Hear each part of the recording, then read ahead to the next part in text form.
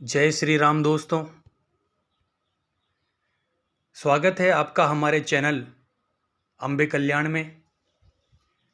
दोस्तों, आज का जो हमारा टॉपिक है वह बहुत ही महत्वपूर्ण टॉपिक है, क्योंकि इस टॉपिक से संबंधित परेशानियां प्रत्येक घर में देखी जाती है। आज की वीडियो का टॉपिक है दोस्तों, पितृदोष। यह एक ऐसा दोष है जिससे व्यक्ति का पूरा जीवन परेशानियों में निकलता है। व्यक्ति को पूरे जीवन में कभी स्थिरता मिलती ही नहीं है।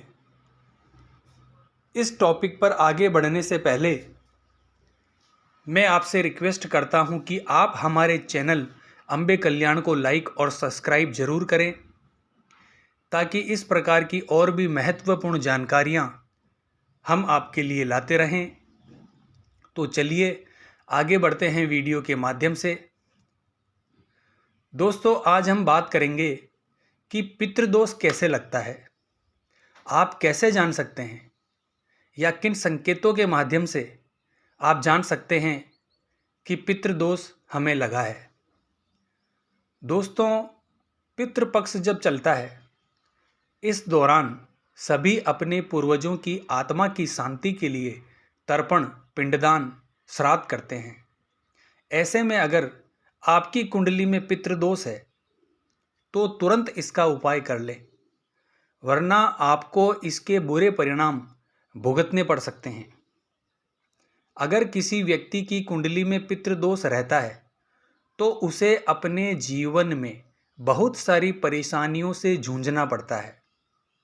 अब चलते हैं दोस्तों और यह जानते हैं कि पितृदोष क्यों लगता है। पितृदोष लगने का कारण क्या है।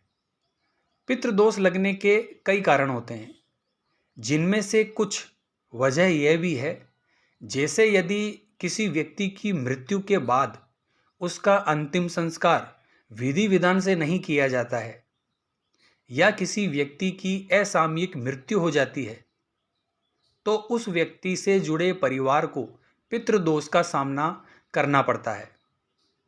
यह सिर्फ एक पीढ़ी में ही नहीं, बल्कि पीढ़ी दर पीढ़ी चलता रहता है। इस प्रकार से मृत्यु के बाद यदि विधि विधान से व्यक्ति का अंतिम संस्कार न किया जाए तो पितृदोष लगता है।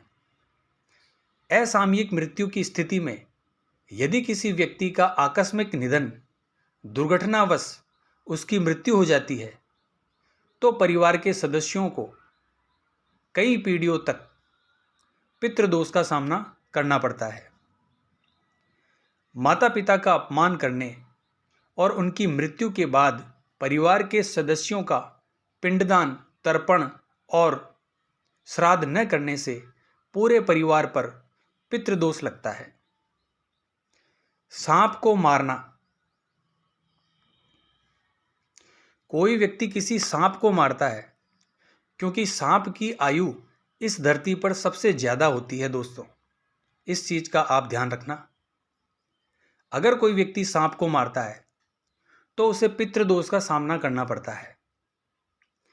अगर आप पितृपक्ष में पितरों का श्राद्ध नहीं कर रहे हैं तो आपको पितृदोष लगता है और आपको पितरों का प्रकोप झेलना पड़ता है।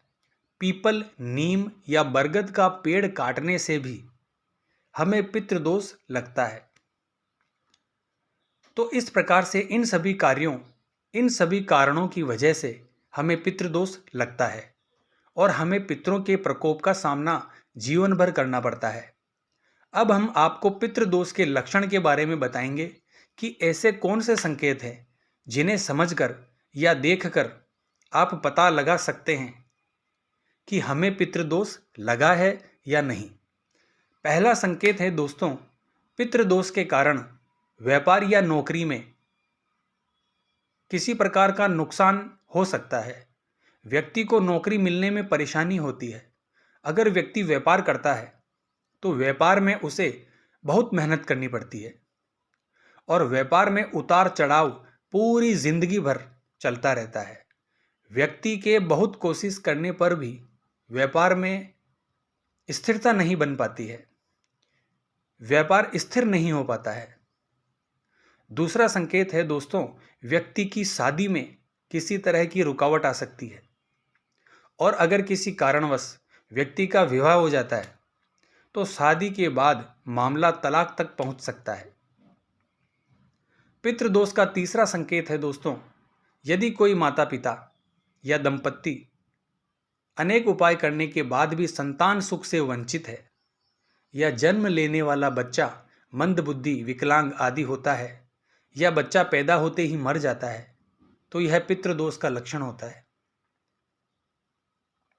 चौथा संकेत है दोस्तों, अगर घर में रहने वाले लोगों के बीच किसी न किसी बात पर बहस होती रहती है, हमारे परिवार में जो सदस्य रहते हैं उनके विचार एक दूसरे से नहीं मिल पाते हैं, एक पूर्व दिशा में जाएगा तो एक पश्चिम दिशा में जाएगा, और एक दक्षिण दिशा में जाता है तो एक उत्तर दिशा में जाता है, किसी भी व्यक्ति के विचार नहीं मिलते हैं, तो इसका कारण पितृदोष हो सकता है।